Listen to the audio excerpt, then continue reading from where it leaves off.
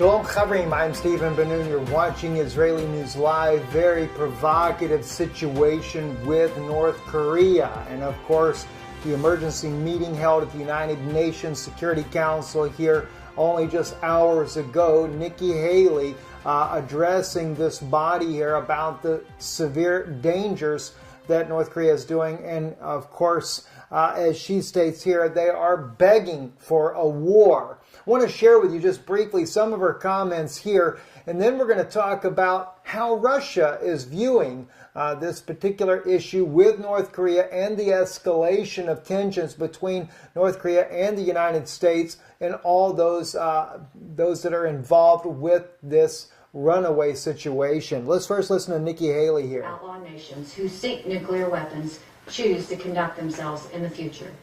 The stakes could not be higher. The urgency is now. 24 years of half measures and failed talks is enough. Thank you. Certainly enough. And of course, Nikki Haley, as we've stated though already, has said that there was that the leader Kim Jong-un is begging for a war in one of her comments about this. And we did some very deep research on this all morning here, trying to put together an article about this from the standpoint of how the Russian politicians, different diplomats, etc., are looking at the situation with North Korea and the tensions as they rise with the United States and a possible military conflict in this part of the world.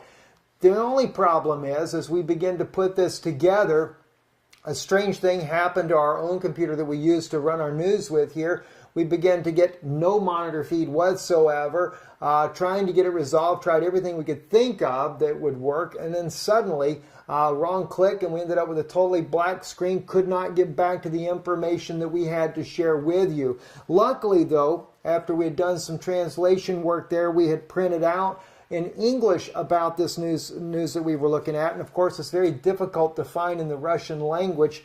We do not use Google when we're doing these searches here. But we do have the titles of the articles in English, one of those being from World News Russia, and the other one being from www.vz, the letter V as in Victor, Z as in zebra.ru. Both these articles very enlightening about the way Russia perceives this threat in North Korea. Let's go to the first article here. Russia reacts to DPRK's test of the hydrogen bomb. And as we already know, this hydrogen bomb caused 2 earthquakes on Sunday. One I think was about a 5.7, the other one I think a 6.2. But it says here in the article, North Korea is actively provoked by U.S. and South Korea by its saber rattling. The Russian politician believes, that's the Russian politician that was speaking in this article here, they were quoting, says, Moscow believes that despite Pyongyang's tests, it is impossible to resolve the North Korean crisis by force. This was stated by the head of the State Duma Committee Foreign Relations, Leonid Slutsky. RIA Novosti had reported this. I want to stress once again that North Korea's problem has no force solution. It's an axiom in this case. The world community should not allow a military scenario, he goes on to state, in the region in any case, and all of which can lead to irreparable and most sad consequences for the entire planet. I mean, that's obvious that Russia realizes this could turn into a global conflict. Well, let's look what else they say. According to him, North Korea was pushed by the actions of the United States and South Korea to test nuclear weapons. North Korea, having tested the hydrogen bomb, rudely violated all recent resolutions in the UN Security Council and once again sent an unambiguous message to the West. However, we cannot but admit that Pyongyang is actively provoked by such a line by the U.S. and South Korea with its saber rattling and unceasing threats of military intervention and preventive strikes. Slutsky expressed his opinion. Now, I will say one thing. North Korea probably would not have this technology if it wasn't for the kindness of President Bill Clinton, and of course later his wife Hillary Clinton when she was Secretary of State under President Obama, and of course even going back to the Bush administration. Also in the article here, As we go on, I want to go into the next article here from www.vz.ru. North Korea has become a real threat not only for the West, but also for Russia. Imagine that kind of statement. Now Russia's saying that North Korea poses a threat for them? Well, you know, like yourself, just from the title of it, it seems like they might be a bit worried about North Korea lobbing nuclear bombs towards Russia. Yes and no. Watch what is about to be said here. The DPRK declared a successful hydrogen bomb test. According to expert, it outnumbered the one that was dropped by the Americans on Hiroshima, a number of observers showing gloating, but to rejoice that the Koreans have wiped the nose of the U.S. and Western Europe is premature. Among the victims of the consequences of this actions will be Russia, they noted. The chiefs of staffs of the United States and South Korea have already agreed to prepare and implement military response measures against the DPRK. All right? Indeed, on Sunday night in the DPRK, that magnitude that was first was 5.6, followed by a 6.4 magnitude earthquake there. Also in the article, he goes on to say here, according to the preliminary estimates, it was a 70 kiloton bomb. This is 3 times more than the power of the atomic bomb dropped in 1945 on Hiroshima. So this is one reason why Nikki Haley is saying that he's begging for a war. But you know, when you're sitting there and you're taunting your adversary constantly, it's pretty much, he's just trying to show that he's the man on the block. But as I've stated many times before, North Korea no doubt continues to provoke that. Not even in the slightest trying to resolve the issue with dialogue as far as what we can see ourselves here. Goes on in the article here, says President of the United States Donald Trump reacted to the news not too quickly, but when he wrote in Twitter that the DPRK actions are very hostile and dangerous for the United States, and North Korea is an outcast country that has become a big threat to China, which is trying to help, but with little success. South Korea already understands that the negotiations with North Korea will not help Pyongyang, and Pyongyang understands only one thing. Well, the president doesn't actually say what that is, and I don't quite think that Twitter is really the place to express ahead of a state in what he thinks it should be done. Can't say that it's not a bad idea to say it on the news there, but at least maybe do it in more of an appropriate forum there. Going on, though, it says strict statements followed from Russia. That was after several other heads of state responded. Angela Merkel and French president calling on more sanctions in the region. Federica Mogherini said that the European Union considers the nuclear test of the DPRK threat to international security. So the entire world is coming against them, and the only one that's really stood by them thus far is Russia and, of course, China. China also saying that they would retaliate if the United States did a preemptive strike. But if North Korea struck the U.S. mainland, China would not react if the U.S. strikes. But you got to remember, Russia's concerned, though, because of those nuclear weapons coming on their doorstep.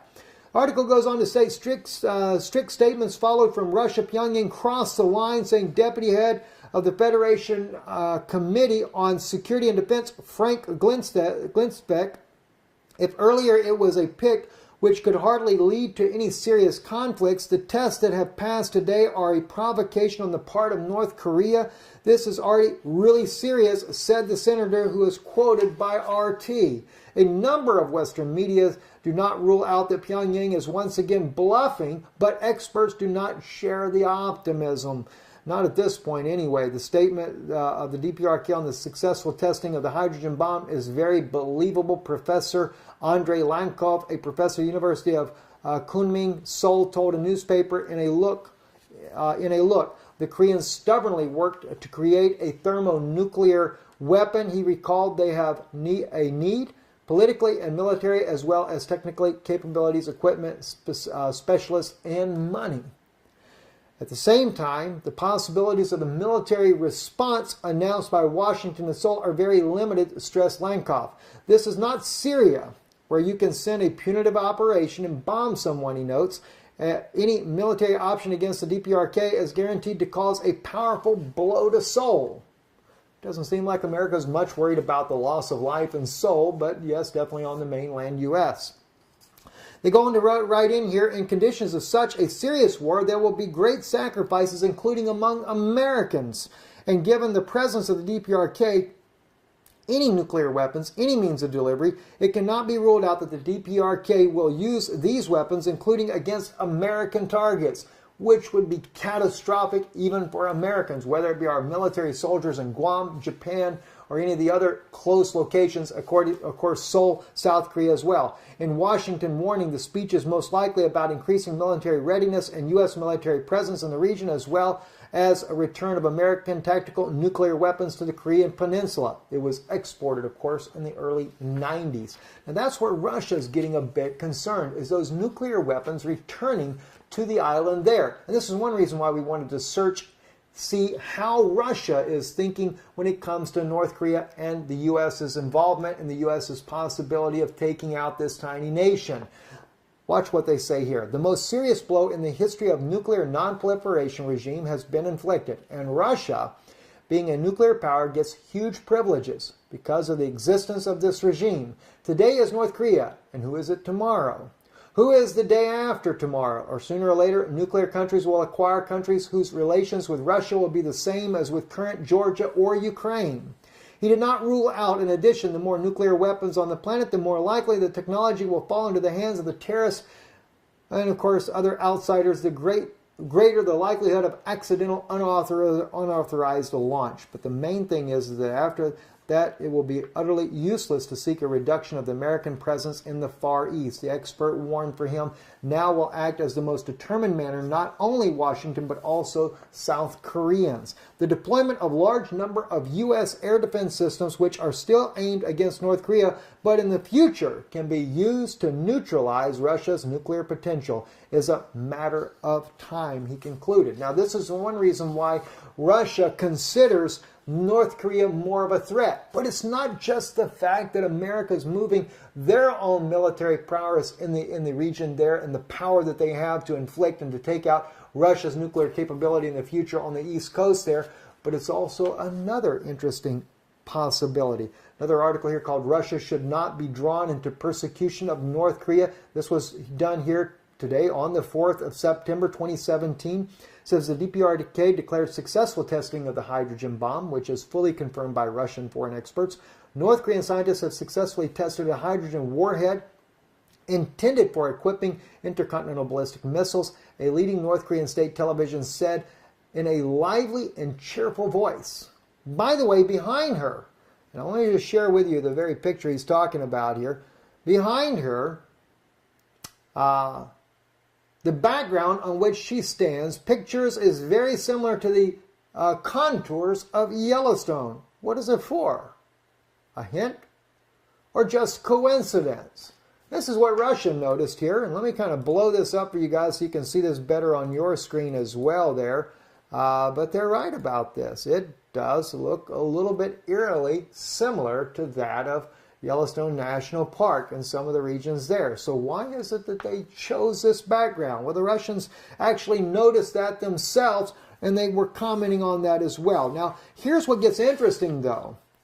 Sergei Lavrov, well, before I get into this other issue here, Sergei Lavrov also issued a statement about it. It says the first step is to make someone who is smarter and stronger, and there can be no doubt who in this pair it is, whether it be the United States or North Korea, has such qualities. Washington, regardless of who is at the helm, Obama or Trump, demonstrates the qualities for removed from the mind the main threat of the unleashing war expressed by the reluctance to negotiate with Pyongyang and threats against it comes from the United States. This is indisputable fact. To this, the features of Trump's personality, whose actions, as they state here, are unpredictable, are not always based on logic and common sense. However, it is tempting for him the scenario of increasing his low rating in the U.S. by another victorious Pentagon war. Kind of like Bush did back when he was president. He certainly soared his ratings when he went to war with Iraq. A war that was certainly unjustifiable. At least we never had the facts proven to us as they claim to be. But here comes the other issue that Russia considers the threat. This is what got my attention here.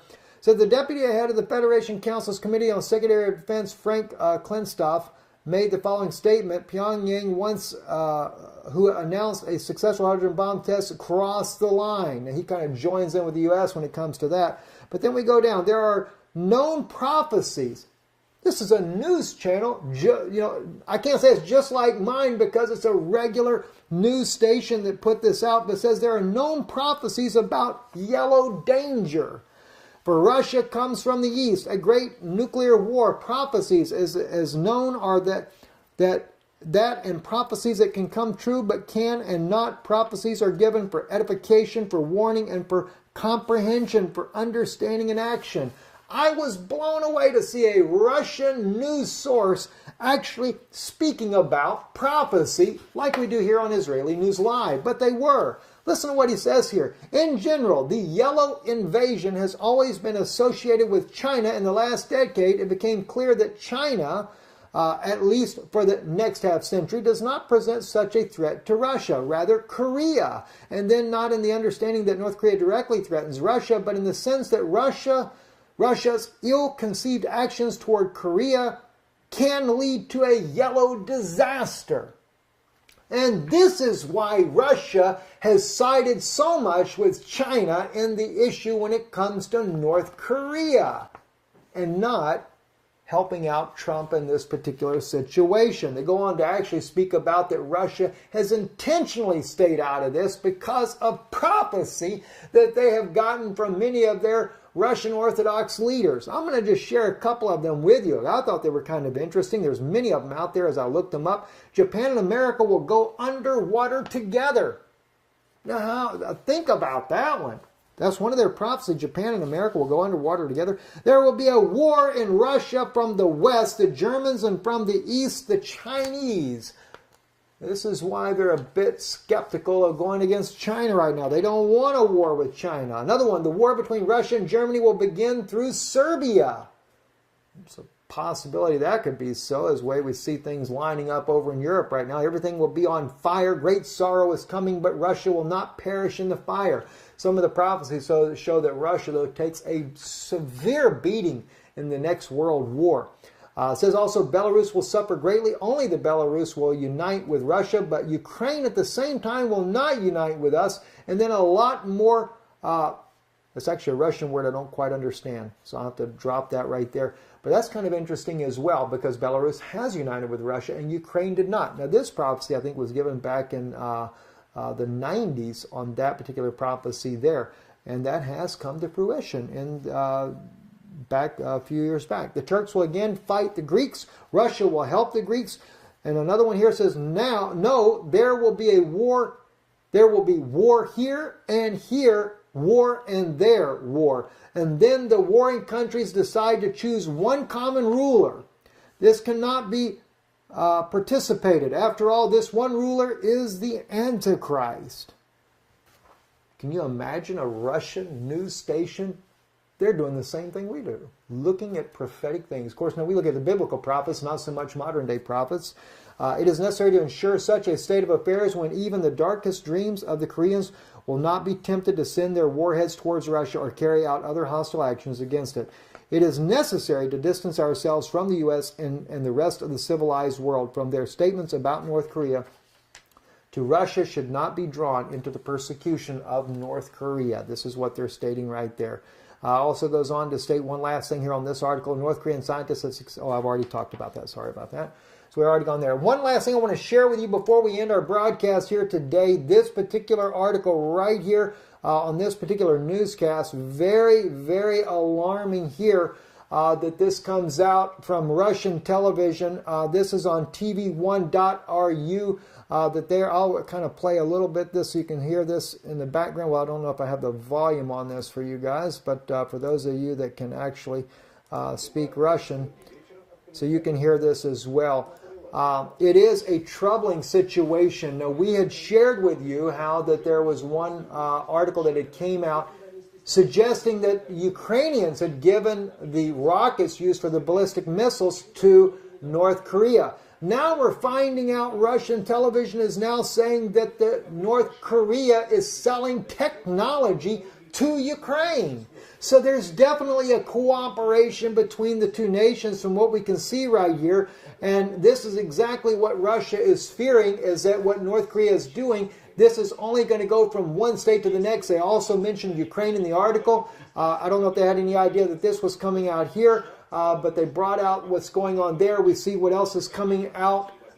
They're expecting the Middle East, other rogue nations, ISIS perhaps could get a hold of another nuclear weapon, and this could be disastrous consequences, no doubt. I'm Stephen Ben-Nun. You're watching Israeli News Live. Certainly, Daniel's prophecy, chapter 11, verse 44, tidings out of the east, now the north, will trouble him. I'm going to talk to you later today, though, about the prophecy just above that in Daniel, where he has power over the treasures of gold and silver and all the precious things of Egypt. You're going to be amazed to find out prophetically exactly what the West is doing. And maybe not just the West, they're all capitalizing on the technology of the ancient Egyptians and their priests and trying to use this to see what's going to happen in the future. I'm Stephen Ben-Nun. You're watching Israeli News Live. Shalom.